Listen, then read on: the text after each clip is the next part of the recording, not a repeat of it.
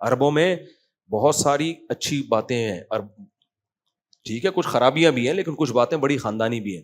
سعودی عرب میں آپ دیکھو گے عربوں کو نا، بڑی سے بڑی موت ہو جائے وہ پتہ ہے کیا کہتے ہیں؟ ما قدر اللہ. ابھی میرا 2-3 مہینے پہلے سعودی عرب کا سفر تھا، تو ایک حکومتی لیول پہ ایک بہت بڑے آدمی سے میری ملاقات ہوئی، کوئی سرکاری عہدے پر بھی تھے وہ. جس نے ملاقات کروائی وہ انڈین تھے. انہوں نے بتایا، وہ انڈین جو تھے نا میرے دوست، انہوں نے بتایا کہ یار اس آدمی کا حوصلہ میں نے دیکھا ہے، اس کے 10 سال کے بچے کی ڈیتھ ہوئی ہے اور اس نے ایسا صبر کیا ہے. 10 سال کے بچہ انسان کو بہت محبوب ہوتا ہے، اور بڑا خوبصورت بچہ تھا. وہاں تو تیل ہے نا، تیل نکلتا ہے تو بچے خوبصورت ہی ہوتے ہیں. یہ مہنگائی اور غربت کی وجہ سے ہم لوگ میں کیا ہو گیا ہے، خوبصورتی مارکیٹ سے آہستہ آہستہ شارٹ ہوتی جا رہی. تو اب وہ عربوں کے بچے وہ سارے ان کے سارے وٹامنز منرلز پورے ہو رہے ہوتے ہیں. کہہ رہے اس نے ایسا صبر کیا ہے نا کہ ایک جملہ تھا اس کی زبان پہ، ما قدر اللہ، جو مقدر میں تھا ہو گیا. تو میں نے کہا بھائی ہم نے تو یہ اپنے حضرت سے پہلے واقعات سنے ہوئے. ہمارے ایک دوست نے بتایا ایک سعودی اپنے 2 بچوں کو، 2 بیٹے تھے اس کے، لے کے جا رہا ہے انگلی پکڑ کے. اچانک ایک بچے کا ہاتھ چھوٹا، وہ بھی 9-10 سال کی عمر کے، ہاتھ چھوٹا، وہ غلطی سے روڈ پہ آ گیا. روڈ پہ آئے، پیچھے انتہائی اسپیڈ کے ساتھ ایک لینڈ کروزر جیسی ہیوی گاڑی، اس نے اس بچے کو اٹھا کے ہٹ کیا ہے. بچہ جا کے درخت سے چپک گیا، آن دا اسپاٹ اس کی ڈیتھ ہوئی ہے. کہہ رہے میں اس عربی کے ساتھ تھا، میں نے دیکھا کہ وہ عربی نے گیا ہے اپنے بچے کی لاش اٹھائی اور زبان میں الفاظ تھے ما قدر اللہ، جو مقدر میں تھا ہو گیا. کہہ رہا اس کا ایسا حوصلہ. کہہ رہے وہ گاڑی والا رک گیا. اب قصور گاڑی والے کا بالکل بھی نہیں تھا، کیونکہ بچہ انگلی، وہ بچے ہوتے ہیں انگلی چھوڑ کے بھاگ جاتے ہیں، وہ روڈ پہ آ گئے، اس کا کیا قصور ہے. کہتے ہیں وہ گاڑی والا اترا، اس نے کہا بھائی دی ہے، تو اس نے کہا میں نے معاف کیا کیونکہ تمہارا کوئی قصور اس میں. تو یہ ہمارے حضرت بھی بڑے واقعات سناتے تھے عربوں کے نا. حضرت نے ایک واقعہ سنایا کہ کسی سعودی نے میری دعوت کی. اب تو آہستہ آہستہ وہاں بھی بے دینی آ رہی ہے، اب تو آہستہ آہستہ جب ظاہر ہے سیکولرزم، لبرلزم آئے گا تو جو جتنا چیختا ہے نا اس کو لوگ سمجھتے ہیں یہ ہے اصل. جو بے دینی جب آتی ہے نا تو میت پہ جو 2-2 فٹ اچھل ہاں ہی ٹھوک سر مار رہا ہوتا ہے، لوگ کہتے ہیں محبت تو اصل اس کو کہتے ہیں، اٹ از کالڈ محبت. حالانکہ اسلام میں چیخنا، چلانا، شور شرابہ یہ پسندیدہ نہیں ہے، صبر پہ ثواب ہے. تو ہمارے حضرت نے ایک اور واقعہ سنایا. کہتے ہیں کہ عربی نے، سعودی نے میری دعوت کی، میں بیٹھا ہوں ناشتے پہ، دعوت، پراٹھا مراٹھا جو بھی ان کے، زیتون میتون، ان کے کھانے ہم سے کھائے نہیں جاتے. ہم زمزم ہوٹل میں تھے حج کے موقع پہ نا 2013 میں. ہوٹل اتنا مہنگا اور اس میں کھانے زیتون اور کشمش اور انجیر اور پتہ نہیں کیا کیا. میں باہر نکلتا تھا کنی کترا کے، باہر پائے اور پراٹھے کھاتا تھا میں بیٹھ کے. میں نے کہا یار جب تک بھاری بھرکم نوالا پیٹ میں نہیں اترے ہمیں تسلی نہیں ہوتی. تو ٹھیک ہے انجیر زیتون بہت اچھی چیز ہے لیکن ناشتے میں یار پھر اتنا چلنا ہوتا تھا حج میں.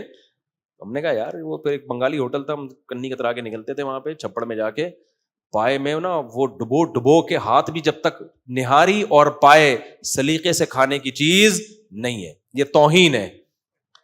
جب تک نہاری میں انگلیاں نہ ڈوبے نا اچھی طریقے سے اور پائے میں انگلیاں نہ ڈوبے، چپکے نہیں، اس کا مطلب اس کو پائے کھانے کے آداب معلوم نہیں ہے. اس پہ وہ شعر صادق آتا ہے، جو ذرا سی پی کے بہک گیا اسے میں کدے سے نکال دو. یہاں اہل ظرف کا کام ہے، یہاں تنگ نظر کا گزر نہیں. شرابی نے کہا ہے کہ ہمارے شراب خانے میں نا جو 2 گھونٹ پی کے بہک جائے اس بغیرت کو یہاں سے کیا کرو کیا کر رہا ہے توہین. یہ شرابیوں کا شعر ہے کہ جو ذرا سی پی کے بہک گیا. بوتلیں وہ چڑھانے والے لوگ آئے یہاں پہ، کچھ رسپیکٹ دیں شراب کو. اللہ معاف فرمائے یہ فضول بات ہے لیکن سمجھانے کے لیے. ایسے ایسے نیچ خاندان کے شرابیوں کے اپنے اصول ہوتے ہیں نا. نیچ خاندان کے 2 ڈھکن پیے اور ٹن پڑا ہوا ہے، نکل یہاں سے. صحیح ہے نا. کیا کہہ رہا تھا میں واقعی بھول گیا. ہاں نہیں دعوت تو تھی.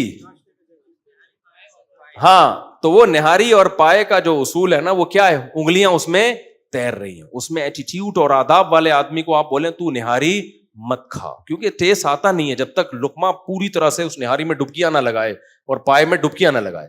میں نے تمیز والے لوگ دیکھے یوں کر کے نہیں یوں لگا کے کھا رہے ہوتے ہیں. ابے تو کیا کھا رہا, تو روٹی کھا رہا ہے, نہاری تو خالی شو مار رہے ہیں. لیکن پہلے اچھی طرح صابن سے ہاتھ دھلوا دیں اگلے کے, ورنہ لوگ ناک صاف کر رہے ہوتے ہیں وہی ڈبو ڈبو کے کھا رہے ہوتے ہیں. وہی پہلے صابن سے, شیمپو سے, صابن سے, ڈیٹول سے ہاتھ دھو لو, پھر آؤ مقابلہ کرو.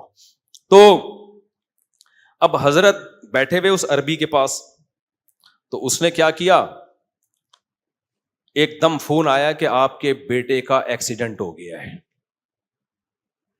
آپ کے بیٹے کا ایکسیڈنٹ. کہتے ہیں اس عربی نے کہا انا للہ و انا الیہ راجعون. کہتے ہیں میں نے کہا کیا ہو گیا؟ انہوں نے کہا کچھ نہیں ہوا, آپ کھانا کھائیں. ان کا یہ تھا کہ مہمان بھی ٹینشن میں آئے گا بلا وجہ. حضرت فرماتے ہیں میں نے کہا بھائی آپ کچھ تو بتائیں. اس نے کہا کچھ بھی نہیں ہے, آپ ناشتہ کریں آرام سے. حضرت کہتے ہیں مجھ سے ناشتہ حلق میں نہیں اتر رہا. میں نے کہا بھائی بتاؤ. کہہ رہے میرے بیٹے کا ایکسیڈنٹ ہوا ہے. فرمایا چھوڑو بھائی اسپتال چلتے ہیں.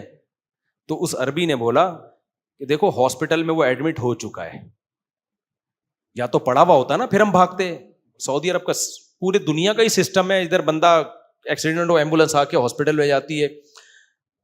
ہمارے یہاں بھی ایسا ہوتا ہوگا, اللہ خیر کرے, ہوتا بھی ہے نہیں بھی ہوتا, ہر طرح کا ہی ہوتا ہے. پڑے رہتے ہیں لوگ, اللہ بچائے یار. اور ہاسپٹل میں لے جا کے آدمی کہتا ہے وہیں پڑے رہتے, تو بعض دفعہ ایسا بھی ہوتا ہے. تو اس نے کہا بھائی وہ ہاسپٹل میں جا چکا ہے, اب سیو ہے, اب کیا ہے, محفوظ ہے, اب ڈاکٹروں کے حوالے ہے, ہم کیا کر سکتے ہیں. حضرت کہتے ہیں میں اس کا صبر دیکھ کے حیران ہو رہا تھا. ابے تیرے بیٹے کا ایکسیڈنٹ ہوا ہے تو وہ کہہ رہا ہے بھائی ہو گیا نا, اب کیا کروں میں, وہی جملہ اس کی زبان پہ, ما قدر اللہ. اب ہمارے ناشتہ چھوڑ کے بھاگنے سے کوئی ٹھیک تھوڑی ہو جائے گا. اب ڈاکٹروں کے ہاتھ میں نہیں ہوتا تو ہم جلدی کرتے, ہماری تاخیر سے جان نہ نکل جاتی. سعودیہ کے ہاسپٹل بھی بڑے خاندانی قسم کے ہاسپٹل ہیں بھائی, ٹریٹمنٹ اب اس کا شروع ہو چکا ہے, اب ہماری جلد بازی سے کچھ بھی نہیں. اور کہتے ہیں وہی جملہ جو عربوں کی زبان پہ ہوتا ہے, ما قدر اللہ, جو مقدر تھا وہ ہو گیا, وہ ریورس نہیں ہو سکتا. ہم اللہ کی تقدیر پہ کیا ہے, راضی. حضرت کہتے ہیں ہمارے تو نوالا اتر نہیں رہا تھا, لیکن بہرحال اس کا حوصلہ دیکھ کے ہم کیا ہوئے, حالانکہ ہمارے حضرت کا حوصلہ اس سے بھی زیادہ تھا, لیکن چونکہ سوسائٹی میں نظر نہیں آ رہا تھا تو حضرت حیران اس لیے ہو رہے تھے کہ یار یہ بھی تو بعض چیزیں, کیونکہ وہ براہ راست قرآن سمجھتے ہیں نا. ہم تو مذہبی اسکالر سے سنتے ہیں نا قرآن, تو مذہبی اسکالروں میں کوئی صحیح بھی بیان کر رہے ہوتے ہیں, لیکن بعض لوگ اپنا ایک مائنڈ سیٹ لے کے ہر چیز کو اس پہ فٹ کر رہے ہوتے ہیں, تو اس سے قرآن کی حقیقی تعلیمات سامنے نہیں آتی پھر. تو اس لیے جلد بازی میں یہ بھی داخل ہے کہ آپ مشوروں کے بغیر فیصلہ کرو, پھر جب انجام میں آپ کو برا انجام ہو تو آپ کس کے کھاتے میں ڈال دو, تقدیر کے. اب اگر وہ سعودی کی غلطی سے ایکسیڈنٹ ہوا ہوتا ہے نا, پھر ما قدر اللہ کہنا بنتا نہیں ہے.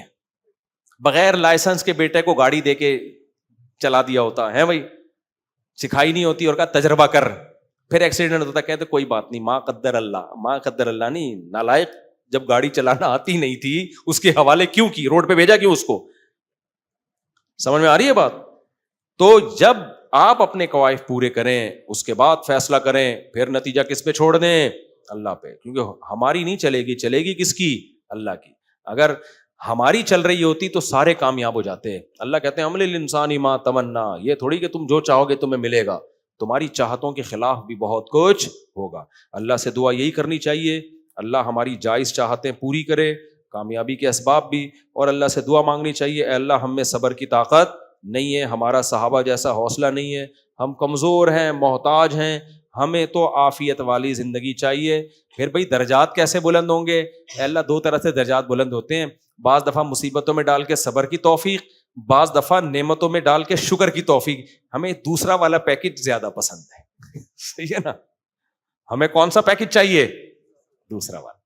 اے اللہ ایک پیکج وہ بھی ہے یعقوب علیہ السلام والا, ایوب علیہ السلام والا, پریشانیوں میں ڈال کے صبر کروایا ان کو. ایک اللہ سلیمان علیہ السلام والا بھی ہے, خوب نعمتوں کی برسات کی, ایسی بادشاہت, ایسی دولت, ایسی کنٹرولنگ پاور کہ ساری چاہتیں پوری ہو رہی ہیں, اور اس میں اللہ کو نہیں بھولے, اللہ کو یاد رکھا. تو اللہ ہمیں کون سا والا چاہیے پیکج.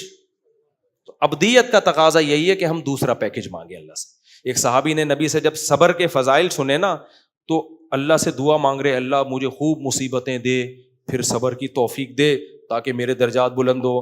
آپ صلی اللہ علیہ وسلم نے منع کیا ان کو, اللہ سے مصیبتیں دیکھو صحابہ کا ایمان کتنا تگڑا تھا. تو انہوں نے آپ نے فرمایا نہ کیونکہ یہ ابدیت کے خلاف ہے. اب محتاج اسے کہتے ہیں فقیر بن کے رہو. فقیر کبھی کہتا ہے دے سکتے ہو تو دے دو ورنہ میں صبر. وہ کہتا ہے بھائی مجھے پیسے چاہیے, میرے گھر میں راشن ختم, میرے گھر میں یہ نہیں, بھی جو مسئلے ہوتے ہیں نا وہ بھی ڈالے گا کھاتے میں. تو ہم تو فقیر ہیں, ہم تو جو نئی مسئلے ہیں وہ بھی کس اللہ کے سامنے رکھیں گے, جو فیوچر میں آنے والے جو ہو چکے.